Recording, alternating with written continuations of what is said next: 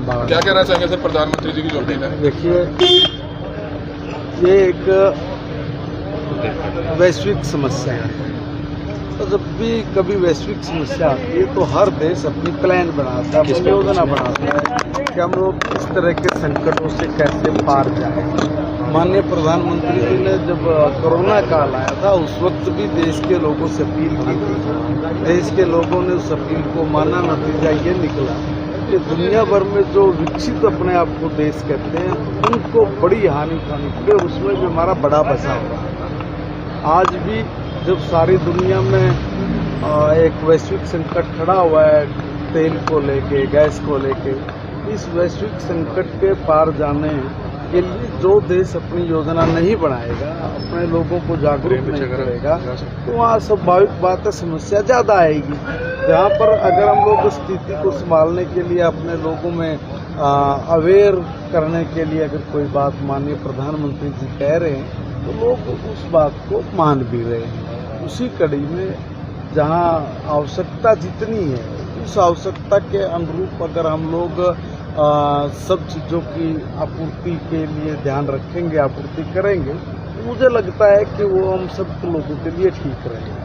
केंद्रीय मंत्री 2 गाड़ियों पे पहुंचे हैं सर। अच्छी बात है। तो देखिए, जहाँ पर जितना काम चल सकता है उतना जरूरी है। जैसे माननीय मनोहर जी ने भी कहा, आज जिस दौर से हम गुजर रहे हैं उस दौर में हम कम से कम में कैसे अपने को आगे बढ़ा सकते हैं। अब वो जिसकी व्यवस्था के अनुरूप कम ज़्यादा होता है वो करते हैं। अब मनोहर जी ने भी अपनी सिक्योरिटी को कम किया है, तो ऑलरेडी जहाँ जिनके पास जिनको लगता था कि भाई हम लोग इतने में हमारा काम चल सकता है उतनी व्यवस्था करके बाकी सब चीज़ों को जब तक ये संकट है उसको छोड़ा जाए। आपके राजनीतिक गुरु हैं जैसे मनोहर लाल, उनको कह रहे हैं भूपेंद्र सिंह हुड्डा की है, वो 2 बड़े लोगों की बात है, उसमें हम बच्चों को नहीं बोलना। तीनों मेयर चुनाव बीजेपी जीती है, कांग्रेस एक भी नहीं जीत पाई। देखिए, मैं एक निवेदन करता हूँ, कांग्रेस ने जो कुकृत्य किए हुए, जो लोगों में अविश्वास पैदा किया, लोग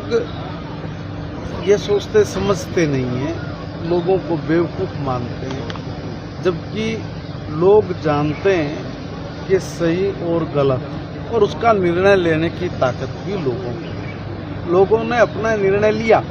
जब लोगों ने अपना निर्णय लिया, मुझे समझ नहीं आती कि कांग्रेस उस निर्णय को क्यों नहीं मान रही है, क्यों गालियां दे रही है। वो हमें गालियां नहीं दे रहे हैं, वो हमारे अंदर गलतियां नहीं निकाल रहे, वो ईवीएम हो गया, ये छेड़खानी हो गई, ये फला हो गया, ये हम पे नहीं, अप्रत्यक्ष रूप से जनता पर कटाक्ष कर रहे हैं और जनता इस चीज को समझती है। भाई, हम भी चुनाव लड़े बरसों तक, हम लोग भी हारे हैं। हमारे किसी भी नेता का आप कभी का बयान उठा के देखिए, हमने कभी ये नहीं कहा कि इस चीज में गड़बड़ हुई, इसके कारण ये हुआ, कहीं भी दोषारोपण नहीं है। हमारा छोटे से छोटा और बड़े से बड़े नेता ने जब भी जो निर्णय जनता ने दिया उस निर्णय को स्वीकार किया, माथे लगाया और फिर हम लोग काम पे लगे। अगर मैं ये पूछना चाहूँ कि आप लोगों ने किसी भी चुनाव को कितनी गंभीरता से लिया, मैं तो आसाम में चुनाव में था, कहीं कुछ नजर नहीं आता था, कहीं भी कुछ नजर नहीं आता था। हम लोग जमीन पे रहे, हमने 103 सीटों पे चुनाव था, 103 में से 2 सीट हम लोग जीत गए, और जो जीत का मार्जिन है वो कहीं भी 21,000 शायद सबसे लास्ट का है, 21-22,000, इससे ऊपर ये सब लोग जीते हैं। अब ये कहना है कि